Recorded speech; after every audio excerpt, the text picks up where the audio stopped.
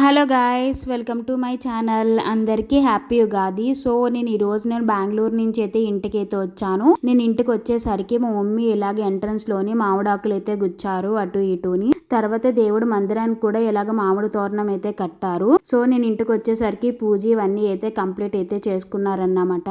తర్వాత మేము every year Nookalamma తల్లికి నైవేద్యం అన్నది అయితే పెట్టుకుంటాము. సేమ్ ఇయర్ కూడా అలాగే నైవేద్యం అయితే పెట్టుకుంటున్నాం అన్నమాట.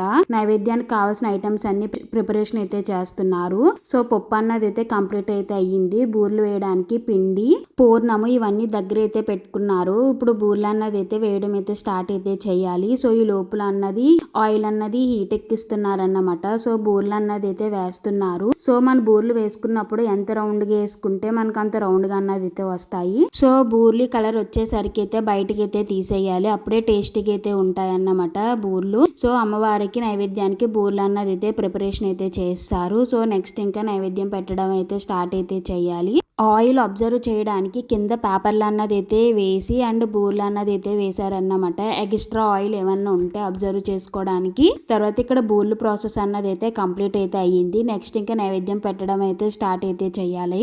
మేము ఎవ్రీ ఇయర్ ఏ అమ్మవారికైనా కూడా 3 అరిటాకులు అయితే మేము నైవేద్యం అయితే పెడతాము. సో ఈ 3 అరిటాకులను కూడా అయితే క్లీన్ అయితే చేస్తున్నారు. సో నైవేద్యానికి కావాల్సిన ఐటమ్స్ అన్ని ఇలా కింద అయితే పెట్టేసుకున్నారన్నమాట. ఈజీగా ఉంటది కదా పెట్టుకోవడానికి అన్నిని. ఇక్కడ 3 ఇలా పేర్చారన్నమాట ఆకుల్ని. దీంట్లో మనము పప్పు, నెయ్యి, రైసు ఇవన్నీ అయితే వేసి నైవేద్యం అన్నది అయితే పెడతారు. సో ఇప్పుడు పప్పు అన్నది అయితే వేస్తారన్నమాట ఈ 3 ఆకుల్లోని. అండ్ కొద్దిగా నెయ్యి అండ్ నెక్స్ట్ రైసు, పెరుగు ఇవన్నీ అయితే పెడతారు. సో ఇప్పుడు పెరుగు అన్నది అయితే వేస్తున్నారు నైవేద్యానికి లైట్ గాని. తర్వాత రైస్, ఈ 3 ఆకుల్లో కూడా రైస్ అన్నది అయితే వేస్తారన్నమాట. సో మేము ఎవ్రీ ఇయర్ ఏ అమ్మవారికైనా కూడా ఇలాగే నైవేద్యం అన్నది అయితే పెట్టుకుంటాము. కనుమకు వచ్చేసి చింతారమ్మ తల్లికి అండ్ ఇలా ఉగాదికి వచ్చేసి ఇలా నూకాంబిక అమ్మవారికి ఇలా నైవేద్యం అన్నది అయితే పెట్టుకుంటాము. సో ఉగాదికి అమ్మవారి నూకాలమ్మ తల్లి జాతర చాలా అంగరంగ వైభోగంగా అయితే జరుగుతుంది. అండ్ తీర్థాలు ఇవన్నీ కూడా మా సైడ్ వచ్చేసరికి ఇక్కడ గోడకి పసుపు రాసి అండ్ కుంకంతో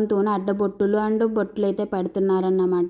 సో ఇప్పుడు సాంబ్రాణి ఇవన్నీ అయితే వేస్తున్నారు. సో ధూపం అన్నది అయితే వేస్తున్నారు. సో ధూపం అయిపోయిన తర్వాత దండం అయితే పెట్టేసుకుని నెక్స్ట్ ఉగాది పచ్చడి అన్నది అయితే స్టార్ట్ అయితే చేస్తారు.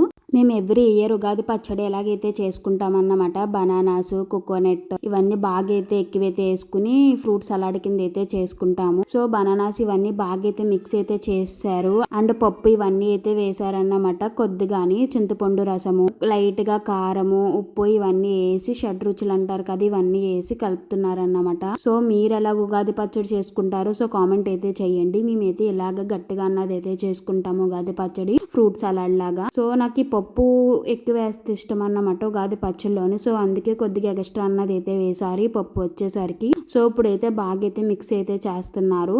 సో అయిపోయిన తర్వాత దేవుడి దగ్గర అన్నది ప్రసాదం అన్నది అయితే పెట్టేసి ఇంకా మేము కూడా ఇంకో ఉగాది పచ్చడి అన్నది అయితే తింటున్నాము. సో మీరు ఎలాగ ఉగాది పచ్చడి చేసుకుంటారో సో కామెంట్ అయితే చేయండి. మేము ఎలాగ అన్నది అయితే చేసుకుంటాము. సో చాలా అంటే చాలా టేస్టీగా అయితే ఉంటది. ఉగాది పచ్చడి అంటే నాకైతే చాలా ఇష్టము. సో అందుకు నేను ఒక బౌల్లో అన్నది అయితే పెట్టుకుని సో ఉగాది పచ్చడి అన్నది అయితే తింటున్నాను.